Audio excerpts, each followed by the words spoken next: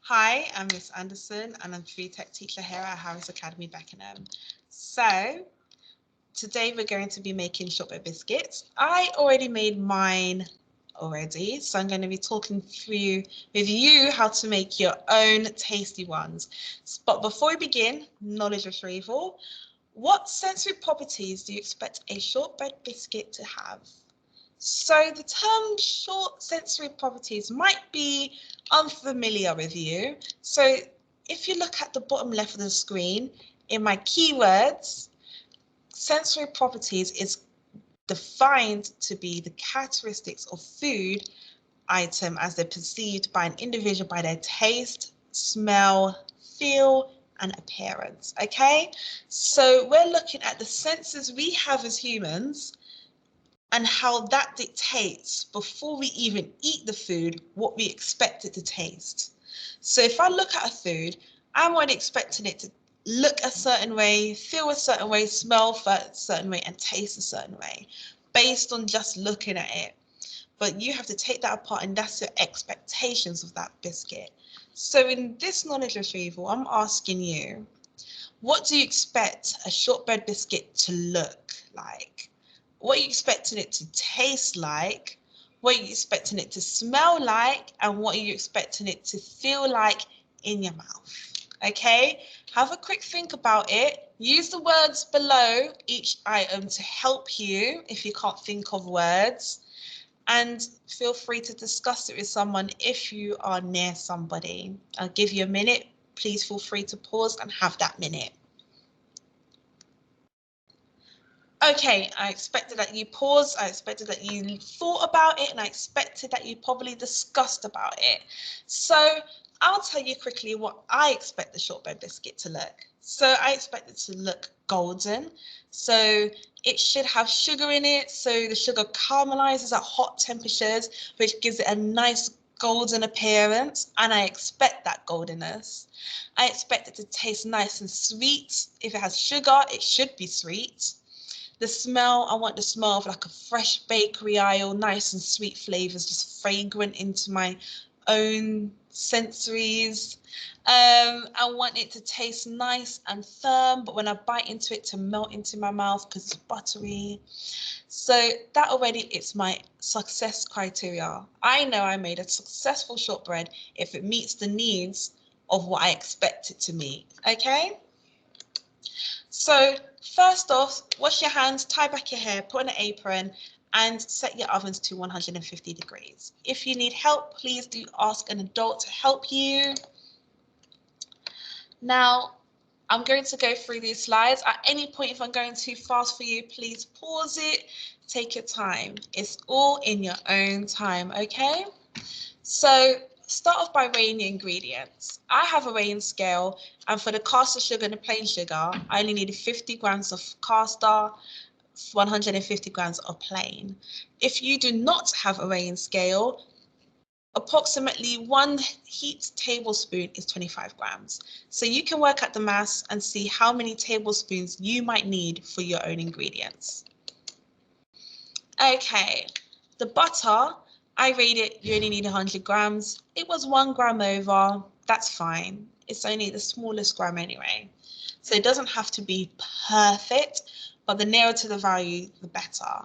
I did the claw grip, curl my fingers under, knife, cut it, and slowly bringing my hand back. The reason why you curl your fingers under, I'm sure you probably could guess, you don't want to cut your fingers off if it's laid flat, and you might, this way is the most safest way and it gives you most stability. I use a whiteboard because dairy products should be cut on a whiteboard, but at home you might not necessarily have a white colour chopping board.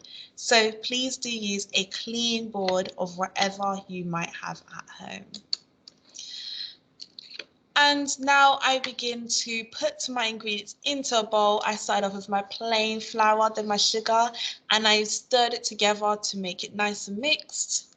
And then I added in my cubed butter, and I used my fingertips to bread it. to making nice little crumbs. The reason why I didn't use my palm is because I don't want my palm to heat up all that butter. At this point, you can be very challenging to yourselves. You can add in chocolate, you can add in fruits, you can change the flavor. Be able to use whatever you might have around your home, useful. Think about the taste, think about how it's going to impact the appearance. So you might want to dice them up nice and small just to make that a lot more advanced. Okay, I did mine very simple. After you're done, I cleaned up the table. A good chef is a hygienic chef.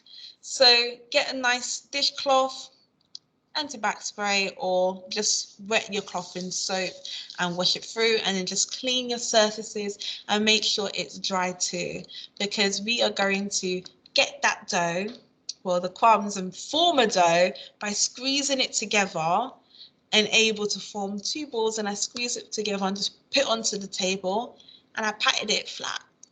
I patted it until it was the thickness of my finger, which is roughly 1 centimeter. You don't want it too thin, because when you go to the stores and you see shortbread biscuits, they're not thin. They're normally 1 centimeter thick. And if they're too thin, they snap a lot. So you want it to be a little bit thick, just finger thick, and that will be absolutely fine. You can use a rolling pin if you want that smooth consistency. I think your hand is fine, and also it's less washing anyway. At this point, you can be creative. This is where you're going to form the shapes of your biscuit. You can cut it, you can by using a cutter, or you can use a knife. I'm going to show you how I use both ways. I used a heart-shaped cutter to cut 6 lovely hearts out of it, and then I molded it all together, and then I put it down, and with my remaining dough, I made it nice and flat on the edges, so it's nice and straight. And then I got my knife and started cutting into it. So I cut in strips, roughly the same thickness of your fork, because I wanted to do the traditional shortbreads where you use your fork to stab the little holes.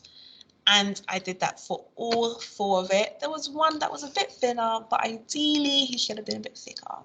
But if you're using your whole mix for it, you can get each shortbread biscuit the same thickness. Sorry. So now I get my baking tray with parchment paper on there.